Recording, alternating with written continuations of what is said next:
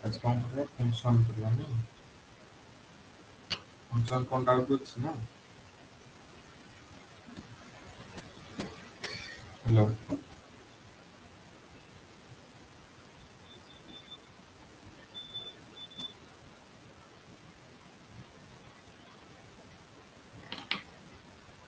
Hello. Hello hello hello. Mic ଟା ଯୋଉ function doubt ଅଛି ଫକ୍ କଫ ହଁ। ବାଇଜେକ୍ଟିଭ ଇକ୍ୱଭେଲେନ୍ସ ହଁ କ୍ଲାସ ରିଲେସନ ଏତିକି ଆଉ ଏଇ ରିଲେସନ ଟା କ୍ଲିୟର ଅଛି କ୍ଲାସ ଟା ଖାଲି।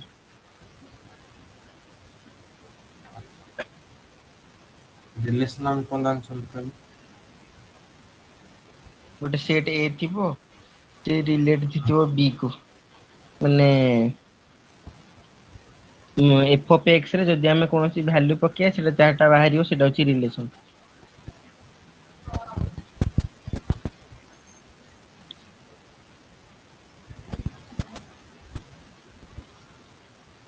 ହଁ ହଁ ହଁ।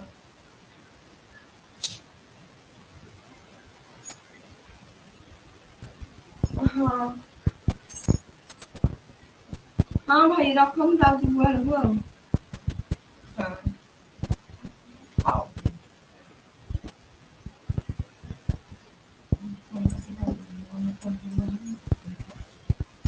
ସରିନି? ନା।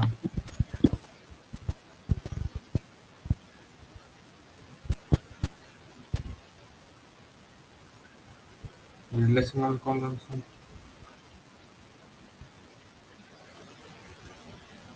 ରିଲେସନ ଫାର୍ଷ୍ଟ ଚାପ୍ଟର ରେ ପଢ଼ା ହେଇଛି there are different types of relation many relation one on relation one many relation and one relation ନାଇଁ? ଆଜ୍ଞା। one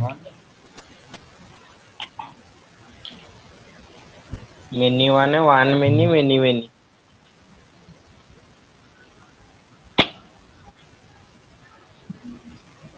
many one ଆଉ ଗୋଟେ ମିନି ମିନି। many ହଁ ସେ ଲେଖି ଦେଇଛନ୍ତି ଉପରେ। ୱାନ ରିଲେସନ ମାନେ କହିଲେ ଆମେ କଣ ବୁଝନ୍ତି? ନା ଏପଟେ ସେଟ୍ ର ଯଦି ଆମେ ଦିଟା ସେଟ୍ ନେବା ଗୋଟେ ପ୍ରତିଟି ସେଟ୍ ଏ ଡୋମେନ ର ଏଲିମେଣ୍ଟ କୋଉ ଡୋମେନ ର ଗୋଟେ ଗୋଟେ ଏଲିମେଣ୍ଟ ସହିତ ହିଁ ଯୋଡି ହେଇଥିବ। ହେଲା କଣ ନା ସେଟ୍ ଏ ବୋଲି ଆମେ ନେଇଛନ୍ତି ଆଉ ଗୋଟେ ଆସିଲା କଣ ସେଟ୍ ବି।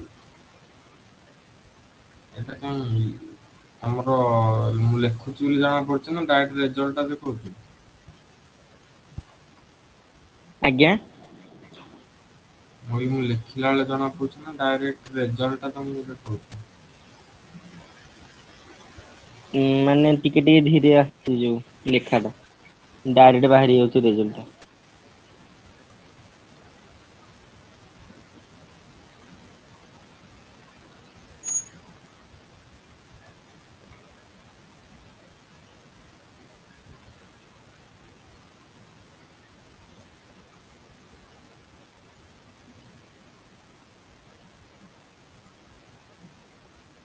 ଏମିତି କଣ ପାଇଁ ହଉଛି?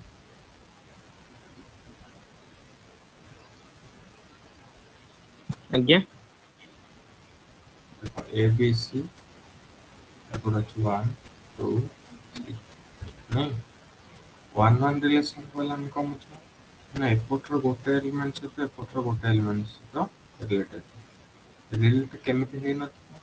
ନା ଏମିତିକା ରିଲେସନ ହେଇନଥିବ ଏ ସହିତ ୱାନ ପୁଣି ଏ ସହିତ ଯଦି 2 ହେଇଯିବ ତାହେଲେ ଏପଟେ ମାନେ 1 ଏପଟେ ହେଲା ମେନି ଏଇଟା ୱାନ ମେନି ରିଲେସନ ହେଇଥିବ। ୱାନ ରିଲେସନ ମାନେ କଣ? ନା ଏପଟର ଗୋଟେ ସହିତ ଏପଟର ଗୋଟେ ରିଲେଟେଡ୍ ତାକୁ ଆମେ କଣ କହିବା ନା ୱାନ ରିଲେସନ କହିବା। ମେନି ମେନି ରିଲେସନ କହିଲେ କଣ ବୁଝିବ? ନା ଏପଟର ମେନି ଆଉ ଏପଟର ମେନି ଅର୍ଥାତ ଇଏ ଗଲା ଏ ସହିତ 1 ଏ ସହିତ 2 ଏ ସହିତ 3 ପୁଣି ଏପଟେ ଯଦି ଦେଖିବା ବି ସହିତ 1 ବି ସହିତ 2 ବି ସହିତ 3 ତ ଏଗୁଡାକ ଏମିତି ରିଲେସନ ଆସିଲେ କଣ ହବ ନା ତାକୁ ଆମେ କହିବା ମେନି ମେନି ରିଲେସନ।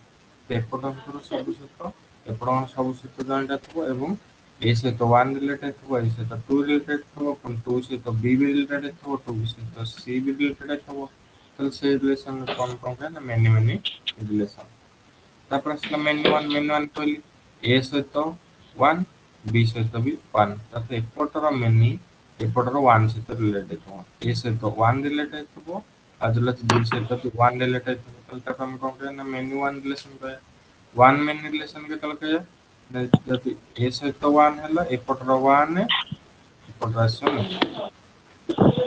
ଏଟା ତ ରିଲେସନ ଚାପ୍ଟରରେ ପଢିଛ। ବୁଝିପାରୁଛ ଏ କଥା? ଆଜ୍ଞା। ଆମେ ଗୋଟେ ରିଲେସନ କୁ ଫଙ୍କସନ ଆମେ କେତେବେଳେ କହିବା? ଗୋଟେ ରିଲେସନ କୁ କେତେବେଳେ ଫଙ୍କସନ କହିବା ନା ଏଇ ଯୋଉ ରିଲେସନ ଆମେ ପଢିଲେ 4 ପ୍ରକାର ରିଲେସନ ଏ 4 ପ୍ରକାର ରିଲେସନ ମଧ୍ୟରୁ ଯଦି 1 ରିଲେସନ ହେଇଥିବ ଅଦରୱାଇଜ ମେନି 1 ରିଲେସନ ହେଇଥିବ ତାହେଲେ ଆମେ ଏଇ ଦିଟା ରିଲେସନ ଫଙ୍କସନ କହିପାରିବା। ବୁଝିପାରୁଛ ଏ କଥା? କଣ କହୁଛି ଆଜ୍ଞା। ନା 1 ରିଲେସନ ଆଉ ମେନି 1 ରିଲେସନ ଯେହେତୁ ଆମେ କଣ କହିପାରିବା ନା ଫଙ୍କସନ କହିପାରିବା ଏବଂ 1 ମେନି ଫଙ୍କସନ ହବନି କିମ୍ବା ମେନି 1 ଆମର ଫଙ୍କସନ ହବ ଏ ମେନି ମେନି ଫଙ୍କସନ ହବ ନାହିଁ। ଠିକ ଅଛି? ତାହେଲେ କଣ ଆଜ୍ଞା। ହବ କଣ କହୁଛି ନା relation f from x to y is said to be a function every element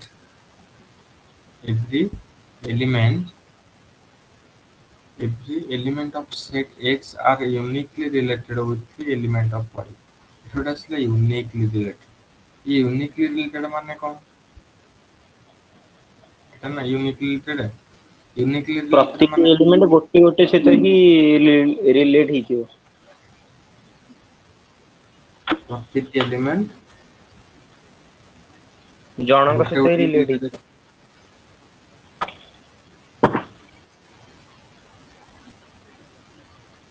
ଦେଖ ଏଠି a ସହିତ 1 ରିଲେଟ ହେଇଛି, b ସହିତ 2 ସହିତ ରିଲେଟ ହେଇଛି, c ସହିତ 3 ରିଲେଟ ହେଇଛି। ଯଦି ମୁଁ କହିବି a ସହିତ 1 ରିଲେଟ ହେଲା ପୁଣି b ସହିତ ବି 1 ସ୍କ୍ରିନ୍ ଟା ରିଲେଟ ହବ ଅଧା ତାହେଲେ ଏଇଟା ହେଇ କଣ ହୁଁ ଲେଖୁଛନ୍ତି ଜଣା ପଡୁନି। ଅଧା ମତେ ପିଡିଏଫ ଦେଖାଯାଉଛି ଅଧା କଳା ସ୍କ୍ରିନ୍। ହଁ ସେ ପିଡିଏଫ ଉପରେ ଲେଖୁଥିବ। ଦେଖ ଓହୋ ଆସିଲା ଆଜ୍ଞା। କି? ଯେ କଣ ଲେଖୁଛନ୍ତି ସେଟା ଜଣା ପଡୁନି। ନା ଲେଖିନି କିଛି। ଆଜ୍ଞା। a ସହିତ 1 ରିଲେଟେଡ ହେଲା, b ସହିତ 2 ରିଲେଟେଡ ହେଲା, c ସହିତ 3 ରିଲେଟେଡ ହେଲା। ମୁଁ କହିବି a ସହିତ 1 ରିଲେଟେଡ ହେଇଛି, b ସହିତ 1 ରିଲେଟେଡ କରିବି ତାହେଲେ ଏଟାକୁ ଆମେ ଫଙ୍କସନ କହିପାରିବା ନା କହିପାରିବାନି? କହିପାରିବା। କାହିଁକି ନା ଏଠି କଣ ହେଇଛି ନା ୟୁନିକଲି ରିଲେଟେଡ ମିନ୍ସ କଣ? ନା ଏପଟ 1 ଟା a ସହିତ ହେଇପାରିବ ରିଲେଟେଡ, b ସହିତ ହେଇପାରିବ ରିଲେଟେଡ ତଥା ଏପଟର ଏଟା ରେଞ୍ଜ ସେଟ ର ଯେକୌଣସି ଏଲିମେଣ୍ଟ ଡୋମେନ ସେଟ ର ଅଧିକାଂଶ ଏଲିମେଣ୍ଟ ସହିତ ରିଲେଟେଡ ହେଇପାରିବ। ବଟ a ଟା 1 ସହିତ ହେଲା ପୁଣି a ଟା ଆଉ 2 ସହିତ ହେଇପାରିବ ନାହିଁ। ଯଦି ଏମିତି ହବ ତାହେଲେ ଆମେ ତାକୁ କହିପାରିବାନି। ଅର୍ଥାତ ଫଙ୍କସନରେ କେବଳ ଦିଟା ରିଲେସନ ଆସିବ। ଗୋଟେ ହେଲା 1 ରିଲେସନ କହିପାରିବା ଆଉ ଗୋଟେ ଆସିବ ମେନି 1 ରିଲେସନ। ଆମେ କଣ କହିପାରିବାନି ନା 1 ମେନି ରିଲେସନ କହିପାରିବାନି। ଅର୍ଥାତ 1 ମେନି ମାନେ a ଟା ରିଲେଟେଡ ହେଲା 1 ସହିତ a ଟା ବି ରିଲେଟେଡ ହବ 2 ସହିତ। ହେଲେ ଏମିତି ଆମେ କହିପାରିବା ନାହିଁ। ବୁଝିପାରିଲ କଥା? ଆଜ୍ଞା। ତାହେଲେ x y f ହେଲା ଗୋଟେ ଫଙ୍କସନ କୋଉଠୁ ନା x ରୁ y। If f x y is the function of a subset belongs to f then y is equal to କେତେ ହବ ନା f of x। A function ଏପଟ ହଉଛି ନା y ସେଟ ଏବଂ ଏଇଟା କଣ କହିବା ନା f of x is equal to କେତେ y ବୋଲି ଏବଂ y ଟାକୁ ଆମେ କହିବା x ର ଇମେଜ ବୋଲି x ଟାକୁ କହିବା y ର ପ୍ରିଇମେଜ ବୋଲି। ଏଇ y ଟାକୁ କହିବା କଣ ଏଇ ଯୋଉ y ଟାକୁ ଆମେ କହିବା x ର ଇମେଜ ଏଇଟା ଏବଂ x ଟାକୁ କହିବା y ର ପ୍ରିଇମେଜ। ଜାଣିପାରୁଛ କଣ? ଆଜ୍ଞା।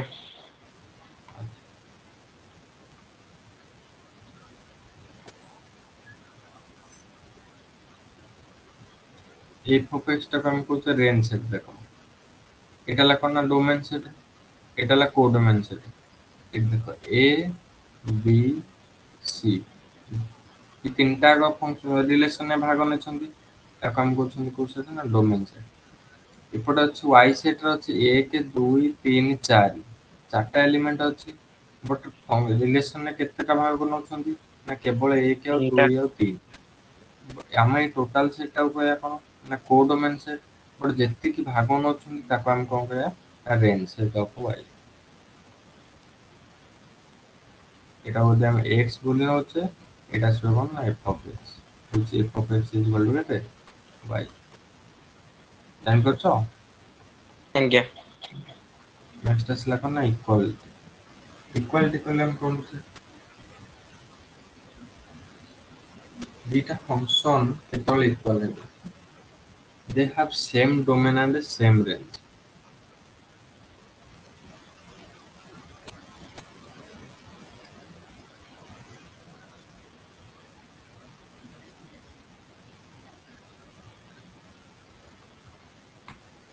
দেখো ଇଲା ଗୋଟେ ଫଙ୍କସନ ଏ ଫଙ୍କସନ x ରୁ y, ମୁଁ ଆଉ ଗୋଟେ ଫଙ୍କସନ କନସିଡର କରୁଛି କୋଉଠୁ ସେ x ରୁ y, ଗୋଟେ ଏଇଟା କଣ ଅଛି ନା g।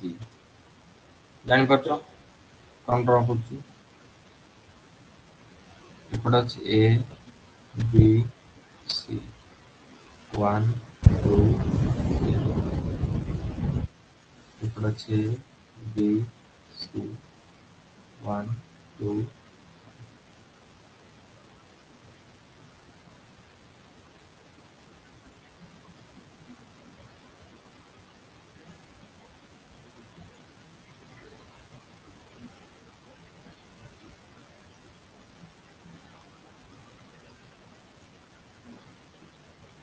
नहीं ସେ ଫାର୍ଷ୍ଟ ପଏଣ୍ଟ କଣ କହିଲା? ଦେ have same domain and same range. ଆମେ କହିଲେ ଡୋମେନ୍ ସେଟ୍ କୋଉଟା, ରେଞ୍ଜ ସେଟ୍ କୋଉଟା? ଯେତେବେଳେ ଆମେ ଫଙ୍କସନ ଡିଫାଇନ୍ କରିବା, ମନେକର a ସହିତ 1 ରିଲେଟ୍ ହେଇଛି ଏଠି, b ସହିତ 2, c ସହିତ 3 2, ଏମିତି ନାଇଁ? ଏଇଟା କଣ ଅଛି ନା ଏମିତି ଗୋଟେ ଅଛି a ସହିତ 1 b ସହିତ 2 c ସହିତ 2, ଠିକ ଅଛି। ଆଚ୍ଛା ଏଠି ମତେ କୁହ ରେଞ୍ଜ ସେଟ୍ କି ହବ? ୱାଇଟା y ଟା କଣ ରେଞ୍ଜ ସେଟ୍ ହବ? ଫାର୍ଷ୍ଟ କେସରେ ରେଞ୍ଜ ସେଟ୍ ମତେ କୁହ। ଏଇଟା ହେଲା ରେଞ୍ଜ ର ସେଟ୍ ଫଙ୍କସନ। ନା 1 ହଁ 2 ଫଙ୍କସନ ହେଲା କଣ ଏଠି f, ରେଞ୍ଜ ର ସେଟ୍ କିଏ ହବ? 1 2 range set is represented by f of x. F of x is equal to কেতে এটি 1 and 1 2 f of x ନାଇଁ ନା f of y? f of x ନା y equal to f of x। ବୁଝିପାରିଲନି? First ରୁ କହିଲି y is equal to f of x, ଆଜ୍ଞା। ଏଟା ହେଲା ଫଙ୍କସନ f।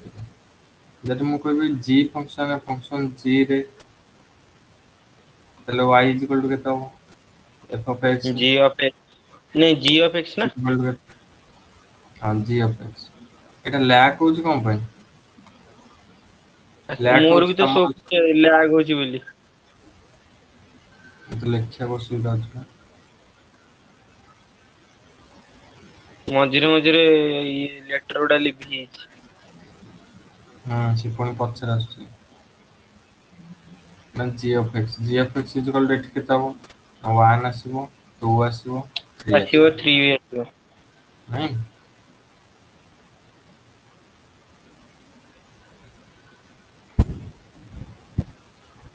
ଏଠି କଣ ଦେଇଛି?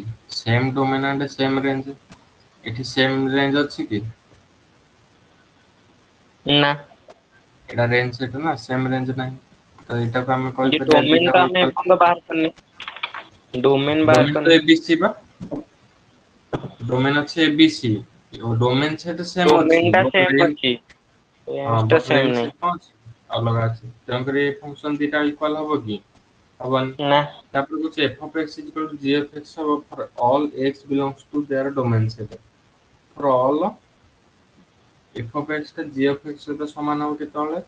For all x belongs to their domain set। ମାନେ କଣ? ଏଠି ଏଇଟା କାହା ସହିତ ରିଲେସନ ହେଇଛି? 1 ସହିତ, ସେଟା ନାଇଁ?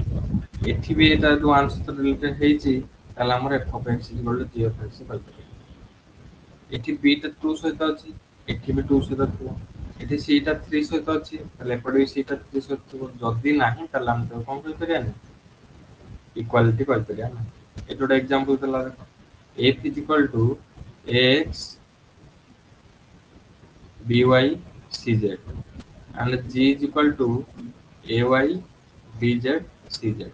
देखो एठी रेंज सेट कोटा x y z, g function range set कोटा y z x, अर्थात हमर पाई गेले f of x is equal to x y and ଏମାନେ ତ ଅଲଗା ଅଲଗା ରିଲେଟ ହେଇଛନ୍ତି। ମାନେ g of ଏଇଟା x is equal ଆପଣଙ୍କ to ଅନୁସାରେ ତ ଏଇଟା x ସହିତ हाँ ହବାର ଥିଲା, ହେଲେ ଏଇଠି हाँ ତ y ସହିତ ହେଇଛି। y x z, ଦେଖ ରେଞ୍ଜ ସେଟା କଣ ଅଛି, ଦିଟା ସେମ୍ ଅଛି, ଜାଣିପାରୁଛ କଥା। ଆଜ୍ଞା ବଟ୍ ଏଠି ଆମେ ସେକେଣ୍ଡ ପଏଣ୍ଟରେ କଣ କହିଲେ, for x belongs to their domain set, ଅର୍ଥାৎ f of x କଣ ହେଇଥିବ ନା g of x ସହିତ ସମାନ ହେଇଥିବ। ଦେଖ ଏଠି f of a କେତେ ନା ଏଫ x, ଅଫ ଏ, ହଁ ଆଜ୍ଞା ଏଠି ଏଇଠି ଏଫ ଅଫ ଏ ଟା ହେଇଥିବ y। y, ତାହେଲେ ଏଠି ସମାନ ହେଲା କି? ନା ତାହେଲେ ଏ ଦିଟା ଫଙ୍କସନ ଇକ୍ୱାଲ ନା ଇକ୍ୱାଲ ନୁହଁ? ଇକ୍ୱାଲ ନୁହଁ।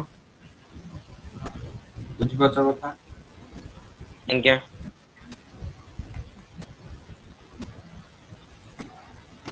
Answer लिखला f not equal to g because f of a is not equal to what? G of a। तापर और example f of x is equal to log x square and g of x is equal to 2 log x। पचासे f equal to g होगा ना हो। तो first time कौन check करिया? एटा range set check करिया। f of x is equal to log x square, तार domain में range both कौन था करे इक्वल था करे ना बुझ पाना। ଆଜ୍ଞା ତାହେଲେ ହେଲେ ଏଥିରେ ହବନି। ହବନି କଣ ପାଇଁ? ଏଇଥିରେ ଯଦି ଆମେ ଡୋମେନ ହଉଛି r log x ସ୍କୋୟାର। ହଁ ଆମେ ଜାଣିଛେ ହେଲେ log x ର ଡୋମେନ କେତେ? ଲଗ ର ଡୋମେନ ହବ, ଖାଲି ଲଗ ର ଡୋମେନ ହଉଛି ପଜିଟିଭ r ପ୍ଲସ କେବଳ positive union zero, union zero. Minus zero ନା ୟୁନିୟନ ଜିରୋ ପୁରା ଇନକ୍ଲୁଡ ହବନି। ଲଗ ଜିରୋ କେତେ? ଜିରୋ ବା। ଇନଫାନାଇଟ। ଲଗ ଜିରୋ ଇନଫାନାଇଟ ନା ଏଠି ପାଇ ତାହେଲେ ଖାଲି ଆର୍ ପଜିଟିଭ ହବ ନା, ଖାଲି ଆର୍ କେମିତି ହବ ଆର୍ ପଜିଟିଭ। ଖାଲି ହଁ ଆର ଆଜ୍ଞା ଲେଖିଛନ୍ତି ପଜିଟିଭ ଲେଖିଛନ୍ତି। ନେଗେଟିଭ ର ଏକ୍ଜିଷ୍ଟ କରିବନି, ଜିରୋ ର ବି ନା ଏକ୍ଜିଷ୍ଟ କରିବନି। କୋଉଠି ସେଟା ଅଛି ଇନଫାନାଇଟ ରେ ସେଟା ଅଛି। ତେଣୁକରି ଲଗ ଜିରୋ ହବ କେତେ? ଇନଫାନାଇଟ ଇନଫାନାଇଟ ଏଇଟା ମଧ୍ୟ କିଛି କରିବନି। ଲଗ ୱାନ ହବ ଜିରୋ, ଅର୍ଥାତ ଜିରୋ ପରଠାରୁ ହବ। ଲଗ ଏକ୍ସ ର କେତେ ଆସିବ ନା ଏତିକି। ବଟ ଏଠି କଣ ଅଛି ନା ଏକ୍ସ ସ୍କୋୟାର ଅଛି, ଏକ୍ସ ସ୍କୋୟାର ର କେତେ ଆସିବ? ଆର୍ ମାଇନସ ଜିରୋ। କଣ ପାଇଁ? କାରଣ ନେଗେଟିଭ ଆଉ ପଜିଟିଭ ଦିଟାଙ୍କ ଯଦି ଆମେ ପକେଇବା ସବୁବେଳେ ପଜିଟିଭ ହି ବାହାରିବ। କାହିଁକି ନା ସ୍କୋୟାର ଏଠି ଅଛି ଏକ୍ସ ସ୍କୋୟାର ଅଛି ତାହେଲେ ପଜିଟିଭ ବାହାରିବ। ତାହେଲେ ଏଇଟା କେତେ ଆସିବ ତାର ଡୋମେନ r ମାଇନସ ଜିରୋ ଜାଣିପାରୁଛ। ତାପରେ ଆସିଲା g of x is equal to 2 log x, ଏଠି କଣ ଆସିବ ନା ଜିରୋ ରୁ ଇନଫିନିଟି ଏଠି ଯୋଉଟା କରିଥିଲ ଖାଲି ଆର୍ ପଜିଟିଭ ଟା ପଜିଟିଭ ହବ। ଆସିବ। ଜିରୋ ରୁ ଇନଫିନିଟି, ତାହେଲେ ଏଠି ଡୋମେନ ଦିଟା ସେମ ହେଲେ କି? ନା ଡୋମେନ ଦିଟା ସେମ ହେଲାନି ମାନେ ଦିଟା ଫଙ୍କସନ କଣ ହବନି ଇକ୍ୱାଲ ହବନି, ତାହେଲେ f not equal to g। ବୁଝିପାରୁଛ କଥା? ଯୋଉଠି ତମେ ଆଜ୍ଞା କରୁଛ ଏଇଟା ତା ତଳେ କଣ ଲେଖୁଛ 2 log x ଲେଖିଛ ଟି? ହେଲେ y ଏଇଥିରେ is ଆମେ equal to ଏଇଥିରେ ଆମେ ଲେଖିବାନି କାରଣ ଆମର ଏଥିରେ ଅଲଗା ଅଲଗା ଫଙ୍କସନ ବୋଲି ଶୋ କରେଇଛି। ଏଥିରେ ଲେଖିବାନି ଏଥିରେ କେମିତି ଲେଖିବା? ଆମେ ପ୍ରଥମଟାରେ ମାନେ ଏଇଠି ଆମକୁ କୋଶ୍ଚିନ୍ ଦେଇଛି ଯେ log x ସ୍କୋୟାର କୁ ଯେ f of x ଗୋଟେ ଫଙ୍କସନ ଅଲଗା ଆଉ 2 log x ହଉଛି ଗୋଟେ ଅଲଗା ଫଙ୍କସନ। ହୁଁ ଏଇଠି ଆମେ ଲଗାରିଦିମ ଅନୁସାରେ ଯଦି କରିଦଉଛେ ସିନା ଇକ୍ୱାଲେ, ହେଲେ ହୁଁ ରିଲେସନ କିମ୍ବା ତା ଡୋମେନ ଅନୁସାରେ ଇକ୍ୱାଲ ହଉନି। ଏଇଟା ଗୋଟେ କଣ y equal to ଏଇଟା ମାନେ ଏଇଟା ଗୋଟେ ଫଙ୍କସନ ନା। ଇଏ ବି ଆଜ୍ଞା ଗୋଟେ ସିଏ ଫଙ୍କସନ ଅଲଗା ନା। ହିଁ ଫଙ୍କସନ। ୟା ତଳସ୍ଥ ବି ଦିଟାଙ୍କ ଏଇଟା ଟି? ଅଲଗା। ଅଲଗା ଆଜ୍ଞା କେମିତି ହେଲା? ଏଇ x ର ଅଛି ଫଙ୍କସନ। ଏକା ଫଙ୍କସନ ତମର ଯୋଉ କୋଶ୍ଚିନ୍ ପକେଇବ जहाँ थिला क्वेश्चन सेम रहइबो ହେଲା। अलगा फंक्शन होबनी कारण ए जो तमरे एठी ଗୋଟେ क्वेश्चन पकड़ देखो f of x is दीटांक equal to लॉग रो फंक्शन सिना हेला अलगा अलगा वेरिएबल आमे ଯେମିତି लॉग ହେଲା अनुसार ଦେଖ f of x is equal to log x square g of x is equal to 2 log x for x belongs to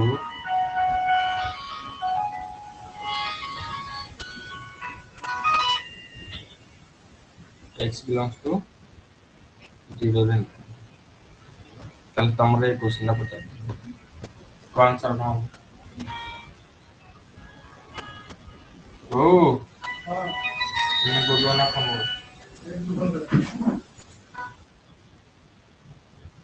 hello hello କଣ ଆନ୍ସର दीटांक सेम होबो f equal to g ହବ ନା ନାହିଁ आज्ञा ତାହେଲେ ଆମର ଯଦି ଫଙ୍କସନ log x ସ୍କୋୟାର ଅଛି ତା ପର ସ୍ଟେପଟା ତମେ ଏଇଟା କରିବ ଯଦି ଏଇ x ର ଭ୍ୟାଲୁଟା କଣ ଥିବ ଏଇ ରେଞ୍ଜ ଅଦରୱାଇଜ 0 ରୁ କରିପାରିବ ଇନଫିନିଟି ବୁଝିପାରୁଛ आज्ञा ତାପରେ ଆସିଲା ଇଭିନିୟର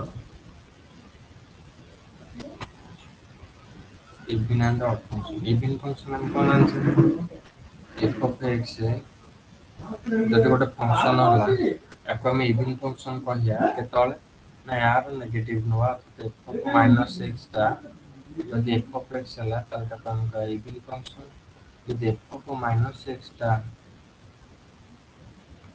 minus of f of x ହେଲା ତାହେଲେ ତାକୁ ଆମେ କଣ କହିବା ଅଡ୍ ଫଙ୍କସନ ବୁଝିପାରୁଛ ଏଇଟା ଆମେ କହିବା ଇଭିନ୍ ଫଙ୍କସନ ଏଇଟାକୁ ଆମେ କହିବା odd function For example, the f of x is equal to 5x to the power of 4 plus 7. So, the function f is said to be even if f of minus x is equal to f of x.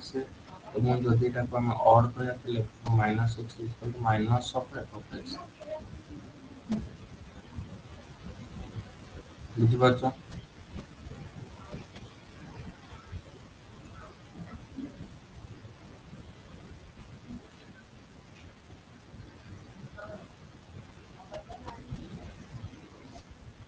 Hello आज्ञा বুঝতে পারছো आज्ञा आज्ञा f of x is equal to ଗୋଟେ example ଦେଲା 5x to the power of 4 plus 7 ଆମେ f of minus x ବାର କରିବା minus x ବାର କଲେ x to the power minus କଲେ ସେମ୍ ରହିବ plus 7 ଏଟା ତ କନଷ୍ଟାଣ୍ଟ ର ମାଇନସ ନେଲେ ବି ସେ କନଷ୍ଟାଣ୍ଟ ଆସିବ ତାପରେ f of তাহলে এটা x even minus function of এটা କେତେ କଲେ f of x କଲେ ତାହେଲେ ଏଟା ଆମେ କଣ କହିବା ଇଭିନ୍ ଫଙ୍କସନ ବୋଲି କହିବା ଆଉ ଗୋଟେ एग्जांपल ଦେଲେ f of x is equal to 4 x cube plus sin x তাহলে ଆମେ ମାଇନସ୍ ଏକ୍ସ ବାର କରିବା କେତେ ହବ ନା minus of 4x cube sign ଟା ହଉଛି ଗୋଟେ କଣ କୋଉ ଫଙ୍କସନ ଆମେ ଜାଣିଛୁ ତ odd function sine of minus minus x x ହବ तो minus sine x minus 4x cube minus of sin x मतलब माइनस को যদি कॉमन sin लेते x ଜାଗାରେ cos x हाँ ଥାନ୍ତା ତାହେଲେ हाँ କଣ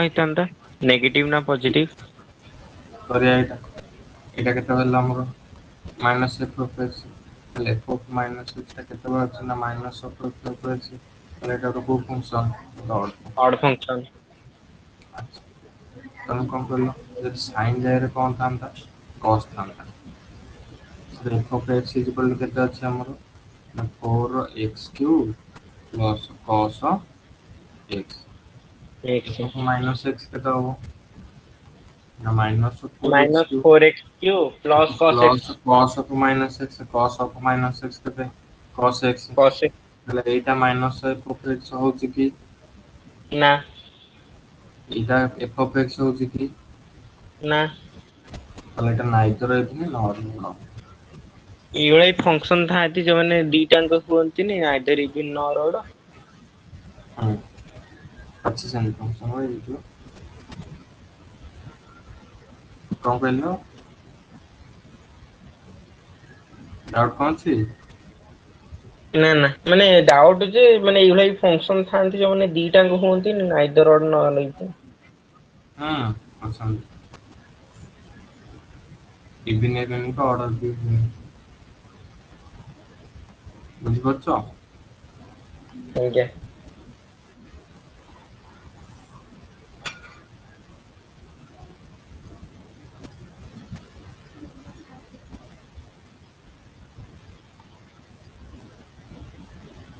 ଆଚ୍ଛା କହିଲ ଏଫ୍ ଅଫ୍ ଏକ୍ସ ଯଦି 5 ତାহলে এটাই দিন না অর্ডার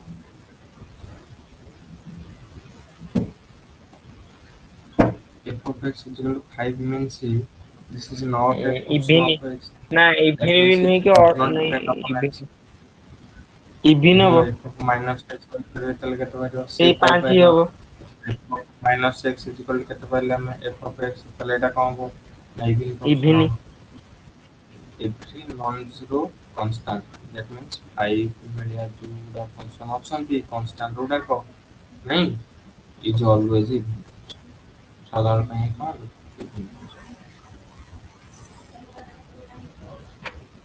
तो कौन डाउट अच्छा भी तो देखिए पढ़ा ला ନା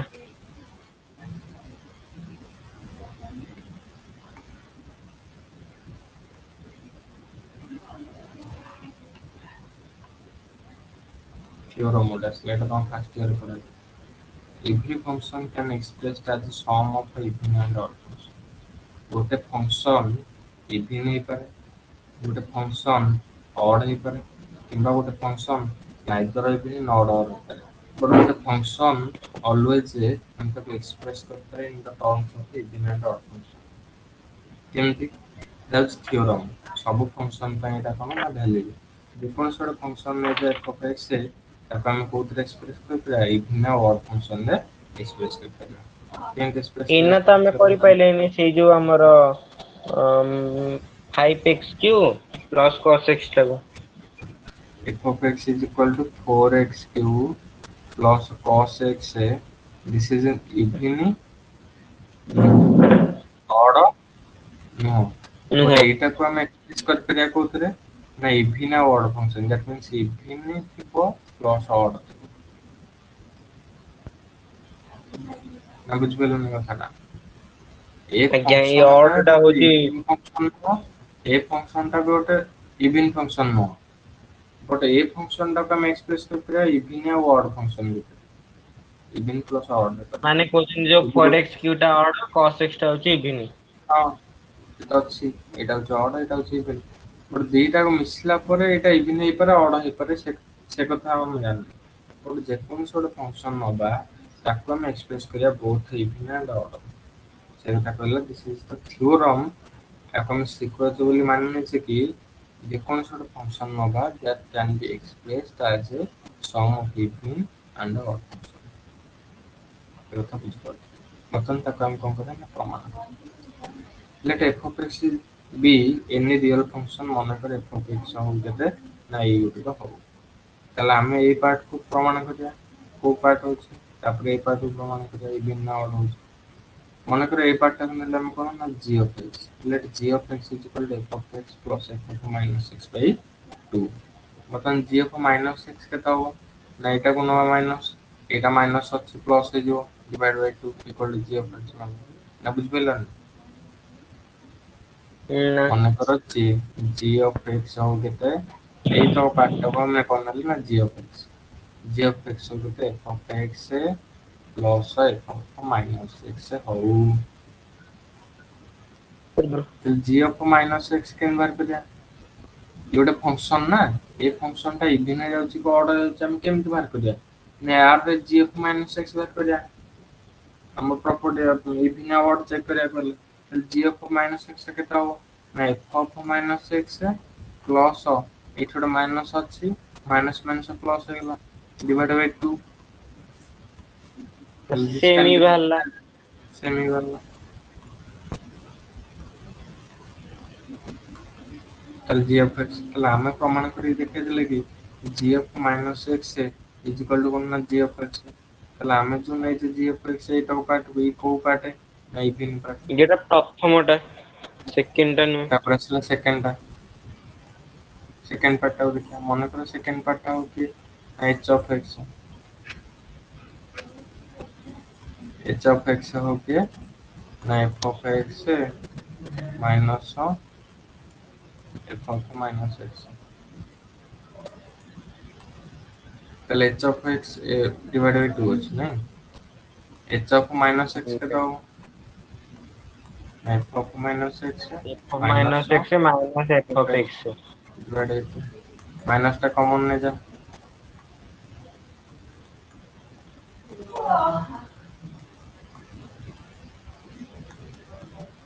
এইটা কি h of F x of x minus h of x তাহলে আমি প্রমাণ করলে কোন h of minus x is equal to minus h of x তাহলে এটা একটা কোন ফাংশন না অড ফাংশন তাহলে g of minus x পাইলে g of x जोड़े তাহলে কনক্লুশনে পৌঁছলে এই পার্টটা হচ্ছে কোন ইভেন ফংশন ଆଉ ଆରଟା ହଉଛି ଅଡ୍ ଫଂକ୍ସନ। এই পার্টটা হলো odd function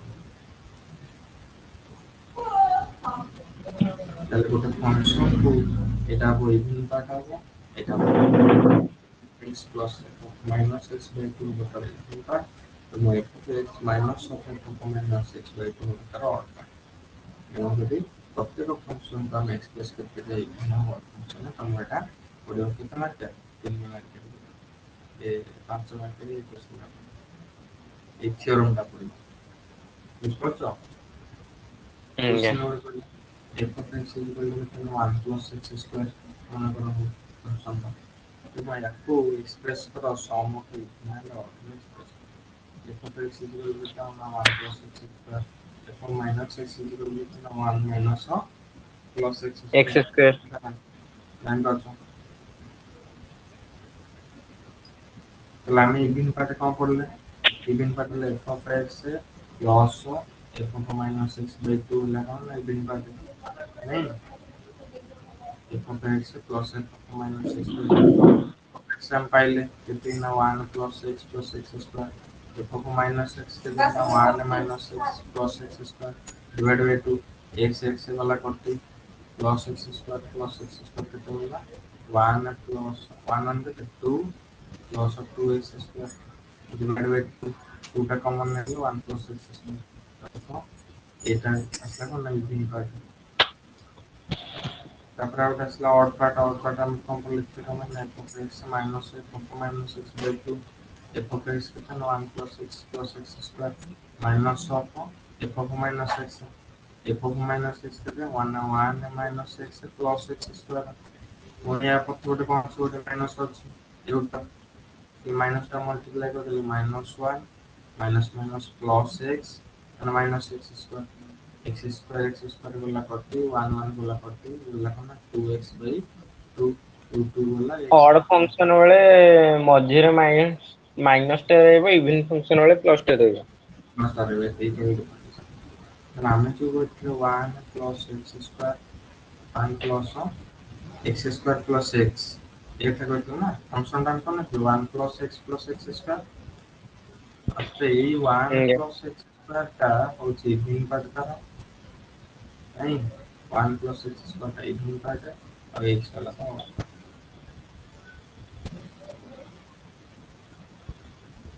express f of x is equal to e to the power x plus sin x is the sum of the even and odd function ऐसे होएगा f of minus x का तो बोलना e to the power minus x है minus sin of x जानी बच्चे को था ତୋଟା ପୁରା ନେଗେଟିଭ ରେ ହେଲା ଅଡ୍ ଫଂକ୍ସନ ରେ।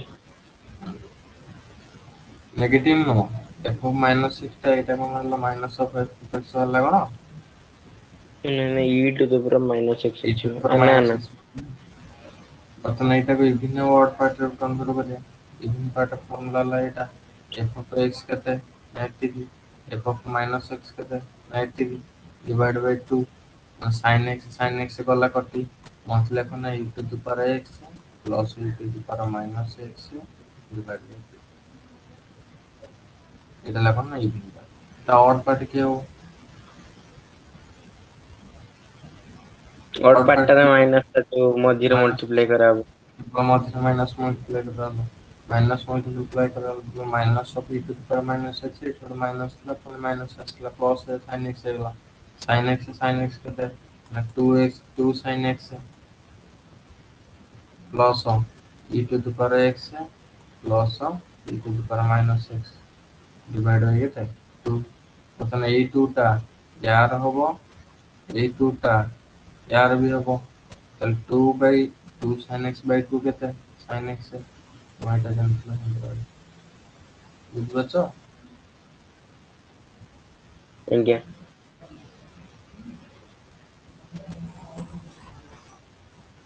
ମାନେ ଆମେ ଏଇଥିରେ ଖାଲି ଗୋଟେ ଫଙ୍କସନ ଅଡ ଆଉ ଇଭେଣ୍ଟ ଟା ବାହାର କରୁଛୁ।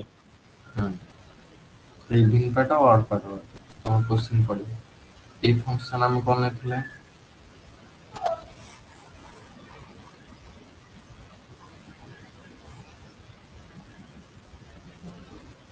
e to the power x plus sin x ଏଇଟାକୁ ଆମେ ଲେଖିପାରିବା e to the power x plus e to the power minus x by 2 plus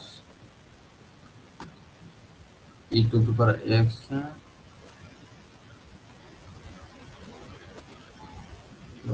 minus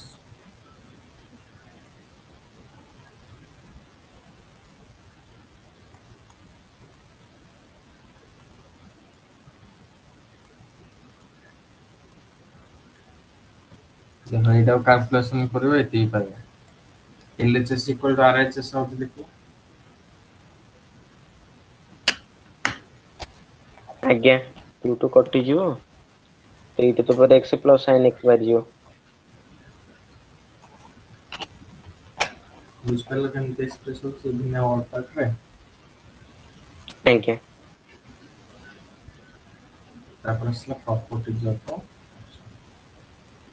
ଗୋଟେ ଫଙ୍କସନ ଯେତେବେଳେ ଆମେ ଡିଫାଇନ୍ କରୁଛନ୍ତି ତାର କ'ଣ କ'ଣ ପ୍ରପର୍ଟି ଅଛି ଫାର୍ଷ୍ଟ ପ୍ରପର୍ଟି ଆସିଲା ୱାନ୍ ୱାନ୍ ଫଙ୍କସନ ଅର ଇନଜେକ୍ଟିଭ ଫଙ୍କସନ ଯଦି ଗୋଟେ ଫଙ୍କସନ କରୁଛନ୍ତି ତାର ଗୋଟେ ପ୍ରପର୍ଟି ଆସିଲା ୱାନ୍ ୱାନ୍ ଅର ଇନଜେକ୍ଟିଭ କ'ଣ ୱାନ୍ ୱାନ୍ ଫଙ୍କସନ କହିଲେ ଆମେ କ'ଣ ବୁଝିବା ନା function f of x to y is said to be an injective or one one function if distinct element of set x have distinct image in y distinct element हम कौन दूसरे का one one relation ଯାହା one one function से अर्थात ଏତର ପ୍ରତ୍ୟେକ ଏଲିମେଣ୍ଟରେ ଏତର ପ୍ରତ୍ୟେକ element ସହିତ ରିଲେସନ ହେଇଥିବ ତା ତାଙ୍କର ଫଙ୍କସନ ପୁଣି କେମିତି ରିଲେସନ ହେଇଥିବ ନା ଗୋଟିକିଆ ରିଲେସନ ହେଇଥିବ ନାଇଁ ଆଜ୍ଞା।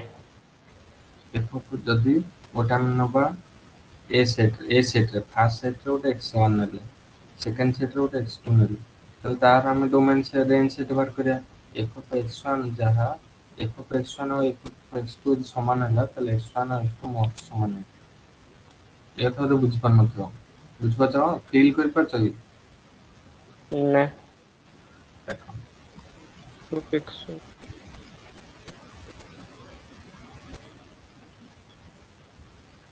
ଇ ହେଲା ଫଙ୍କସନ ନାଇଁ ଏ ଆଜ୍ଞା ଫଙ୍କସନ ଏପଟେ ଏଲିମେଣ୍ଟ ଗୁଡାକ ଅଛନ୍ତି ଏପଟେ ମଧ୍ୟ ସେମିତି ଗୋଟେ ଏଲିମେଣ୍ଟ ଗୁଡାକ ଅଛନ୍ତି ଏଠି ସେ କ'ଣ କହିଲା ନା ୱାନ୍ ୱାନ୍ ହବ ୱାନ୍ ୱାନ୍ ମାନେ କ'ଣ ନା ଏପଟ ସହିତ ଏପଟର ଯୋଉ ରିଲେସନ ହବ କେବଳ ଗୋଟେ କିଆ ରିଲେସନ ହବ ଏଇଟା ସହିତ ଇଏ ରିଲେଟେଡ ଏଇଟା ସହିତ ଇଏ ରିଲେଟେଡ ମନେକର ଏଇଟା ହଉଛି x1 ଏଇଟା ହଉଛି x2 ବୁଝିପାରୁଛ ଏ କଥା ନା ଆଜ୍ଞା ବୁଝିପାରୁନ ଆଚ୍ଛା ଯେତେବେଳେ ଆମେ ଫଙ୍କସନ ପୁଟ୍ କଲେ ଏଇଟା କେତେ ହେଇଗଲା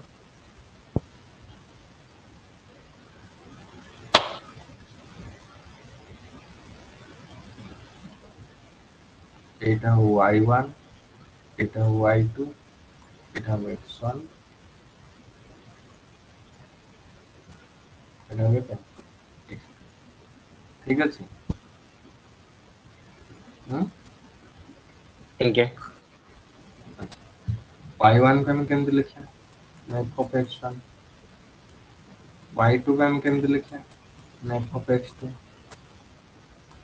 ନାଇଁ f of x1 और f of x2 ସମାନ ମାନେ କଣ ବୁଝୁଛେ ଆମେ x1 ଟା ରିଲେଟେଡ୍ y1 ସହିତ x1 ଟା ବି ରିଲେଟେଡ୍ କା ସହିତ y2 ସହିତ y2 ସହିତ ଏ କଥା ବୁଝିପାରୁଛ ନା ନାଇଁ ଯଦି ଆଜ୍ଞା ଏମିତି ରିଲେସନ ତାହେଲେ ତାକୁ ଆମେ x2 ୱାନ୍ ଟା ୱାନ୍ ରିଲେସନ ଲେଖିଛନ୍ତି f of x2 equal to y2 ତାହେଲେ x2 ଟା y2 ସହିତ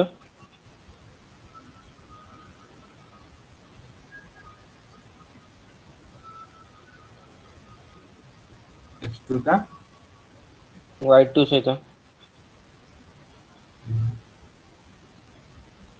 ତ यार फिजिकल मीनिंग कहले कौन बुझे ଗୋଟେ ଦିଟା ସେଟ୍ ଅଛି ନା ଦିଟା set f of x1 f of x2 ମାନେ ଏପଟର y1 କୁ ଆମେ କଣ କହୁଛନ୍ତି f of x1 ନାଇଁ ଆଜ୍ଞା y2 କଣ କହୁଛନ୍ତି f of x2 ସିବା କହୁଛି ଦିଟା ସମାନ ନେବେ f of x1 f of x2 ସମାନ ନେବେ f of x1 f of x2 କେତେବେଳେ ସମାନ ନେବେ ଯଦି x1 ଟା ରିଲେଟେଡ୍ ଥିବ y1 ସହିତ x1 ଟା ରିଲେଟେଡ୍ ଥିବ y2 ସହିତ ସେଠି ସାଇଡରେ ଲେଖିଛନ୍ତି ହେଲେ h2 ଟା related two y2।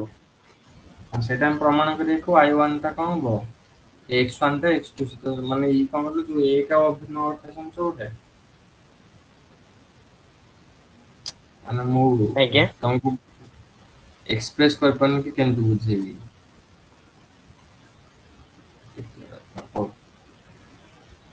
f of x1 ଆଉ f of x2 ର ଦିଟା ଇକ୍ୱାଲ ମାନେ ତମେ କଣ ବୁଝ କରିବ f of ଯେ x1 f f of of x2 କଣ x1 ର ଭ୍ୟାଲୁ ଟା ଯାହା ବି ବାହାରିବ f of x2 ର ବି ଭ୍ୟାଲୁ ଟା ସେୟା ବାହାରିବ ତ ହଁ x1 equal to x2 ହବ। x2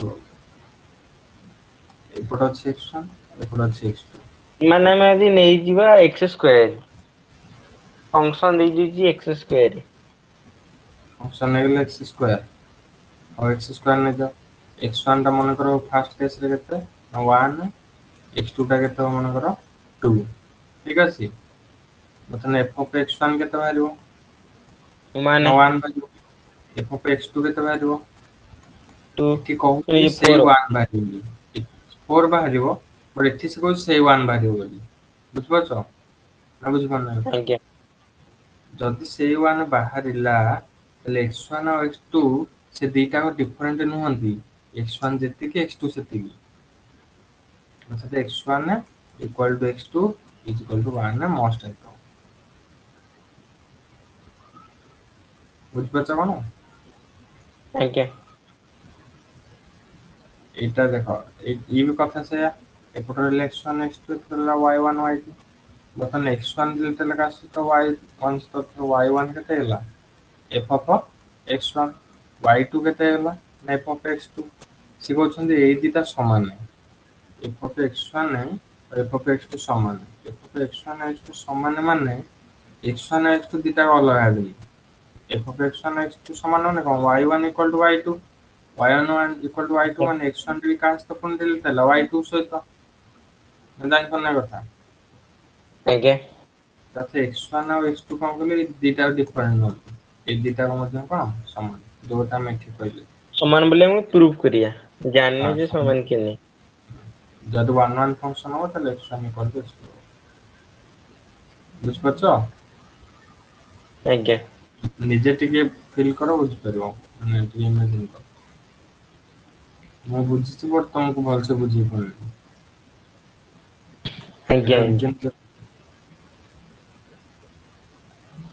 a function which not 1 1 ସେଟା ହବ କଣ main one ଯୋଉଟା not 1 1 ନୁହଁ ସେଟା କଣ ହବ main one ହବ ଅର୍ଥାତ x1 equal to x2 ନୁହଁ x1 equal to x2 ନୁହଁ ମାନେ କଣ main one x1 ଏପଟେ ରହିଲା ଏପଟେ ରହିଲା x2 ଏପଟେ y1 ଏପଟେ y2 ଯଦି ଏମିତିକା ରିଲେସନ ଆସିଲା ତାହେଲେ କଣ ଆସିବ ଏଇଟା main one ନାଇଁ ଆଜ୍ଞା ବୁଝିପାରିଲ କଥା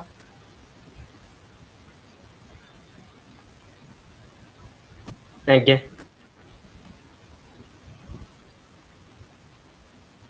f is equal to ଦେଇଦେଲା ଏତିକି ତାହେଲେ ଏଇଟା କଣ ହବ 1 1 ହବ କାହିଁକିନା 1 ଟା 2 ସହିତ 2 4 ସହିତ 3 6 ସହିତ 4 8 ସହିତ ଇଏ କାହା ସହିତ ମାନେ many many relation କୁ many one relation ହେଇନାହିଁ ଜାଣିପାରୁଛ ଟି କେମିତି 1 1 ହଉଛି ଆଜ୍ଞା ତାପରେ ଆସିଲା subjective or onto function subjective କେତେବେଳେ କହିବା a function f x y is said to be surjective or onto function if every element of a codomain set have a pre-imaging domain set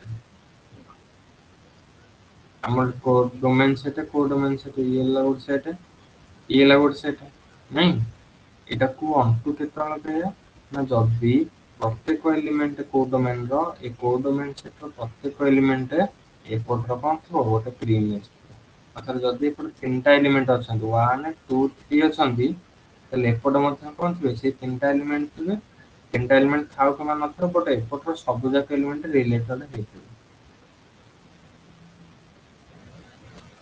जानि परछो आज्ञा ଆଉ ରେଞ୍ଜ ଟା କୋଡୋମିନ ସହିତ ସମାନ ହବ।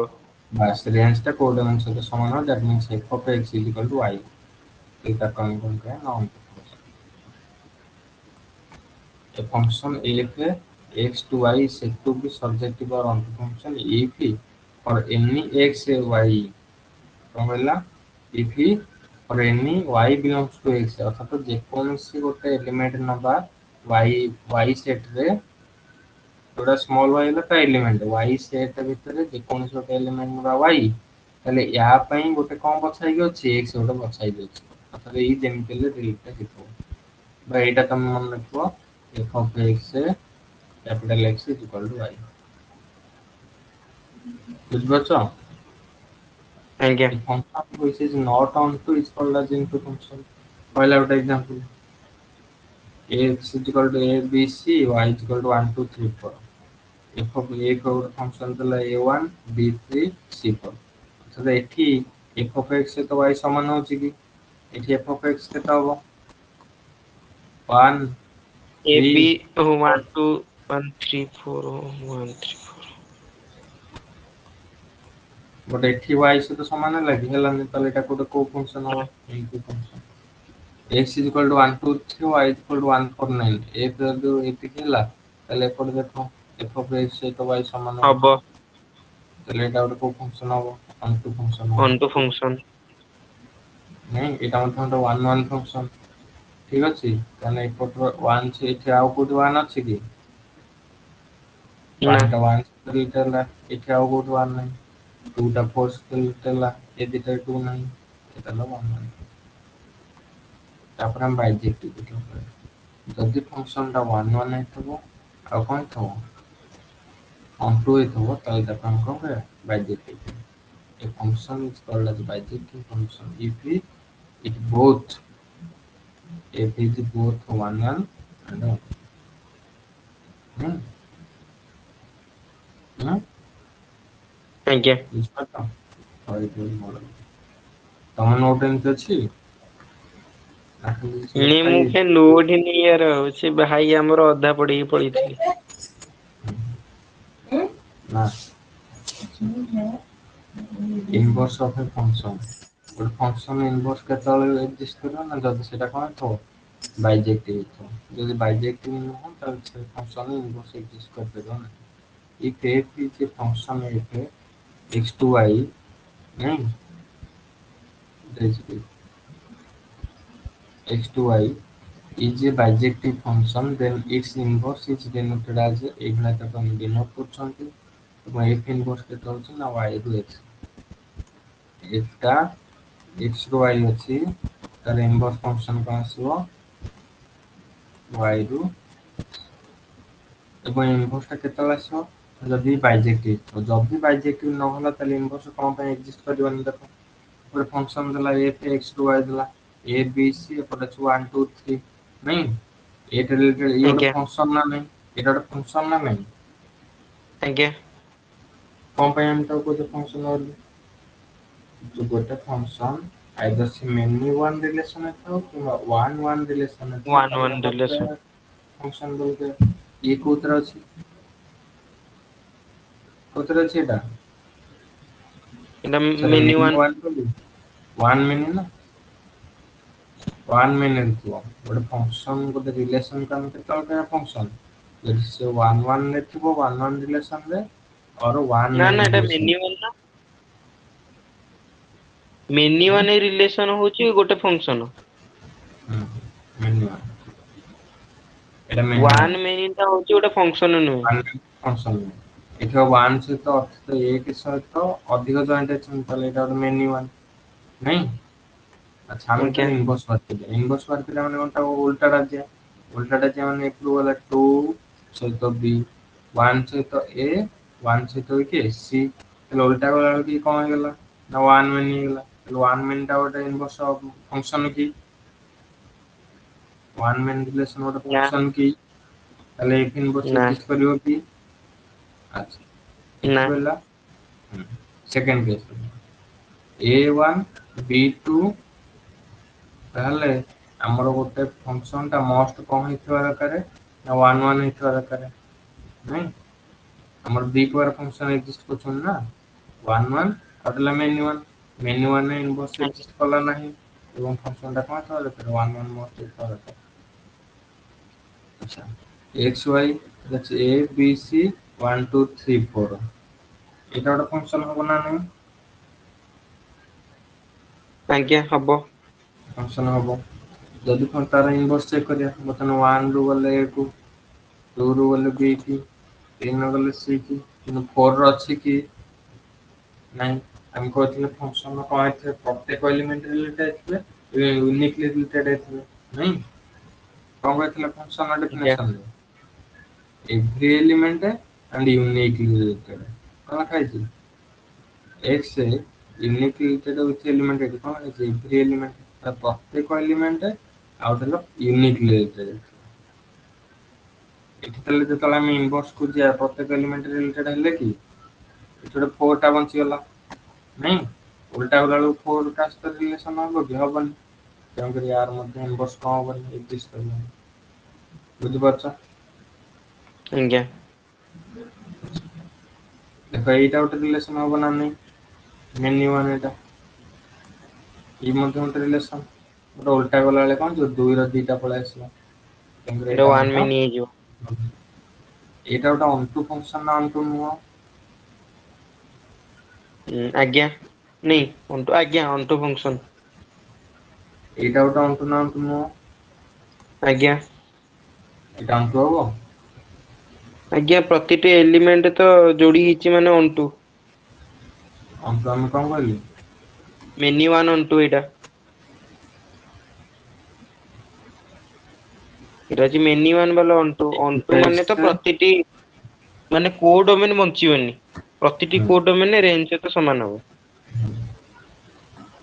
ତାହେଲେ ଆଜ୍ଞା ଏଇଟା ଅନଟୁ ହବନି ଏଇଟା ଅନଟୁ ହବନି ହୁଁ କୋଉଟା ଏଇଟା ଅନଟୁ ନୁହଁ ଏଇଟା ନା ଏଇଟା ଅନଟୁ ନୁହେଁ ତଳଟା ହବ ତଳଟା ହବ ତାହେଲେ ଏଇଟା ଅଛି ମେନି ୱାନ ମେନି ୱାନ ରେ ବି ହବନି ତାହେଲେ କେବଳ ଏଇ କେସରେ ଏକ୍ଜିଷ୍ଟ କରିବ କେବଳ କଣ ହେଇଥିବ ନା 1 1 ହେଇଥିବ ଆଉ ଯୋଉ ଲାଗିବ ଏଇ ଦିଟାକୁ ଆମେ କଣ କହୁଛନ୍ତି ନା ବାଇଜେକ୍ଟିଭ କହୁଛନ୍ତି ଯଦି ଏଟା ବାଇଜେକ୍ଟିଭ କରୁଛନ୍ତି ତାହେଲେ ବାଇଜେକ୍ଟିଭ ଫଙ୍କସନ କଣ ହେଇଛି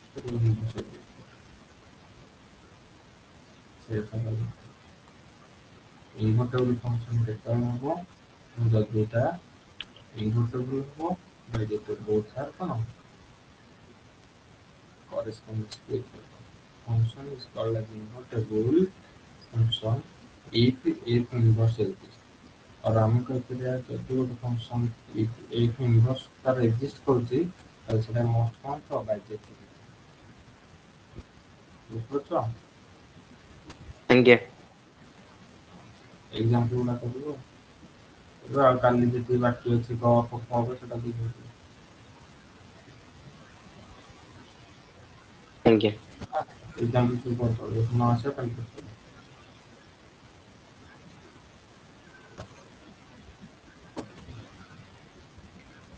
ଆଜ୍ଞା ସାର୍ ହୁଁ ଆଜ୍ଞା